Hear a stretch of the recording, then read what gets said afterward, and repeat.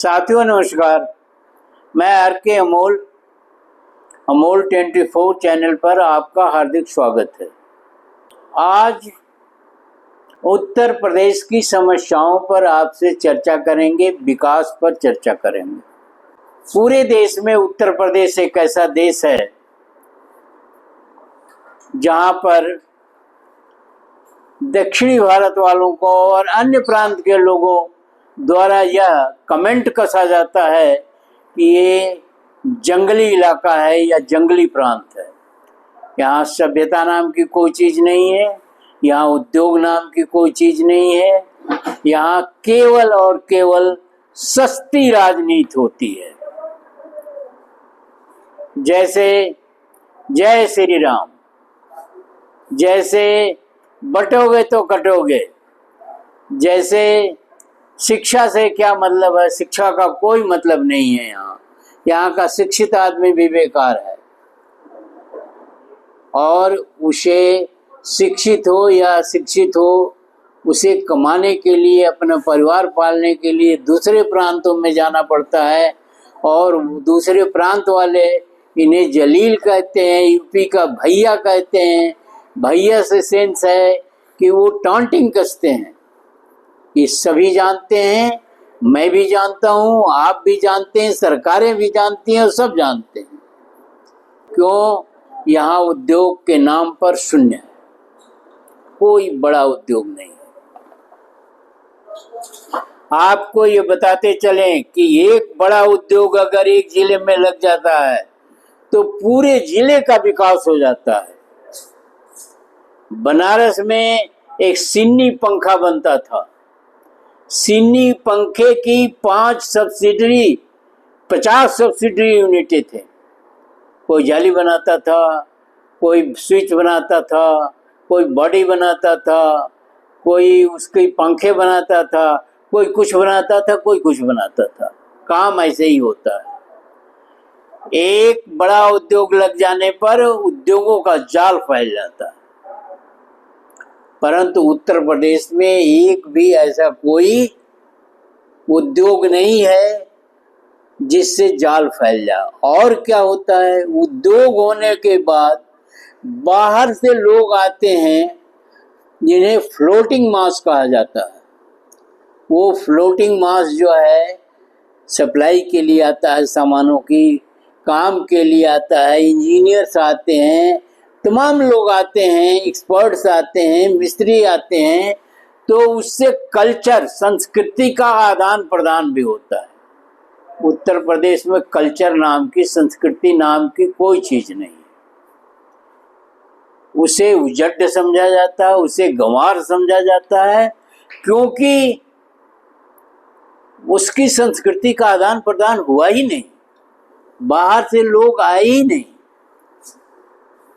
तीसरा जो है, उत्तर प्रदेश का आकार इतना बड़ा है कि ये अनमैनेजेबल है, इसका प्रबंधन बहुत कठिन है। उत्तराखंड नहीं बना था तब तक पूर्वी छोर से पश्चिमी छोर की दूरी 1000 किलोमीटर थी।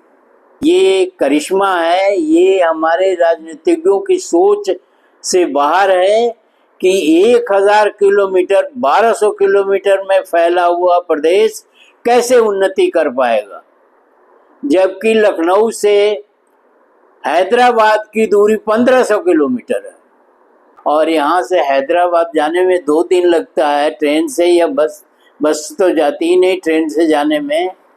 तो कैसे मैनेज करेंगे उत्तर प्रदेश को, जो एक छोर से दूसरे छोर पर 1200 किलोमीटर तक लंबाई है। उसी तरह से उत्तर से दक्षिण भी इसकी जो है लंबाई बहुत ज़्यादा है।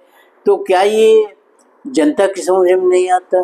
क्या ये सरकारों की समझ में नहीं आता? क्या यहाँ के जो प्रबुद्ध लोग हैं उनकी समझ में नहीं आता? क्या यहाँ कुछ लोग तो रहते ही हैं जो प्रबुद्ध हैं, जो शासन में शिरकत करते हैं, उनकी समझ में नहीं आता? जैसे ये एक लवारिस प्रदेश हो और इस लवारिस प्रदेश में ऐसे ऐसे मुख्यमंत्री हुए हैं जो आपस में झगड़ा करने के सिवा और कुछ नहीं जानते। इंदिरा गांधी कहती थी कि पंजाब का मुख्यमंत्री आता है तो कहता है हमारे यहाँ उद्योग नहीं है साहब, उद्योग लगवाइए।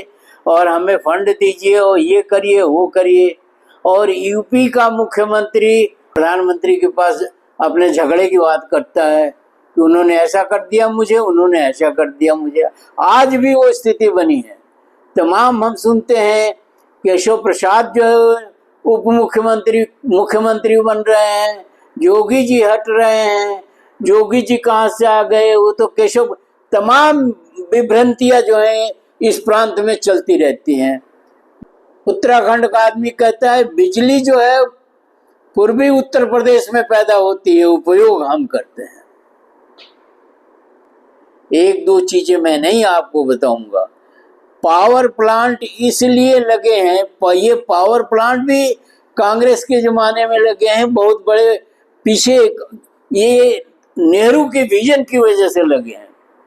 कभी रशिया ने सर्वे किया था तो उसने कहा कि इस इलाके में 1 दर्जन से ज्यादा जो है पावर प्लांट लगाए जा सकते हैं, क्योंकि यहाँ पहाड़ का इलाका भी है और पानी की उपलब्धता भी है। रेणु सागर पावर प्लांट है और सबसे पहले जो हाइड्रो प्रोजेक्ट लगा 300 मेगावाट का रेणुकूट में, उसके बाद जो है कम से कम एनटीपीसी के काफ़ी प्लांट लगे, ओबरा है। तो सारा इतना पावर प्लांट है और इतनी बिजली जो है 20,000 मेगावाट के करीब बिजली यहाँ पैदा होती है। लेकिन प्रदेश में उसकी खपत कमर्शियली तो होती होगी, रेजिडेंशियल के लिए होता होगा, लेकिन उद्योग के लिए कुछ नहीं, कोई उद्योग ही नहीं है। अदरवाइज ये पावर प्लांट की बिजली जो है यही के लिए कम पड़ जाती। अगर यहाँ के नेता विजनरी होते, नेता सोचते, नेता जानते कि नहीं प्रदेश का औद्योगिकरण करना है, प्रदेश की उन्नति करनी है, विकास करना है, विकसित बनाना है, तो ये पावर प्लांट से उत्पन्न बिजली कम पड़ जाती। आज ये बिजली पूरे देश में जाती है क्योंकि वो तो ग्रिड है। ये कोई पावर प्लांट जो है किसी एक प्रदेश के लिए नहीं बनाए जाते हैं, तो सेंट्रल गवर्नमेंट के हैं और सेंट्रल इलेक्ट्रिसिटी अथॉरिटी के अंतर्गत में है। सेंट्रल गवर्नमेंट के साथ एनटीपीसी भी सेंट्रल गवर्नमेंट की है। तो कई समस्याएं हैं इस प्रांत में। सबसे बड़ी समस्या है राजनीतिक इच्छा शक्ति की भारी कमी।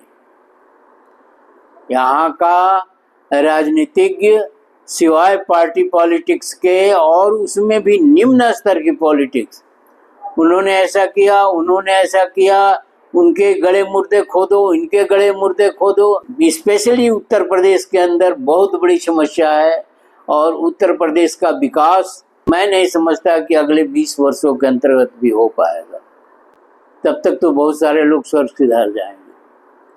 तो एक नेतृत्व में आमूल चूल परिवर्तन करने की आवश्यकता है, जो इस देश को विकसित करे, जो इस प्रांत को विकसित करे। और ये प्रांत के साथ एक और भी दिक्कतें हैं कि यहाँ कोई अच्छा मार्केट नहीं है बड़ा, जहाँ सामान को बेचा जाए और जहाँ से सामान खरीदा जाए। वो तो मार्केट तब डेवलप होगा जब वैसी परिस्थितियाँ आएंगी। तो ये इस प्रदेश के कर्णधार बहुत निम्न स्तर का सोचते हैं। कभी उन्होंने इस प्रदेश को विकसित करने की इच्छा शक्ति जताई ही नहीं, जिसके कारण इस प्रदेश पूरे देश में पिछड़ा है। यूपी और बिहार का नाम, तो बिहार तो खैर अलग है, यूपी की बात मैं कर रहा हूँ।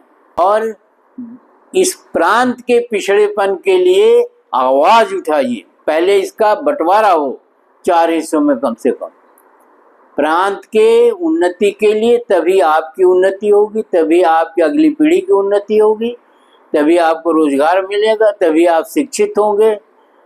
और वैसे तो शिक्षित होंगे बेकार बैठे हैं तो लोग कहते हैं अरे क्या करोगे, पढ़ करके क्या करते हो। तो तमाम चीज़ें उत्पन्न हो रही हैं, इसका निराकरण हो सके ऐसा उपाय करिए। यहाँ सरकारें बदलनी बहुत ज़रूरी है, यहाँ लोगों की सोच बदलनी बहुत ज़रूरी है। वीडियो को ध्यान से पढ़िए, मनन करिए और इस प्रदेश में अगर रहते हैं आप, तो इस प्रदेश की उन्नति के लिए आपका कर्तव्य बनता है कि आप सोचें। धन्यवाद। जय भारत, जय संविधान, जय नेहरू,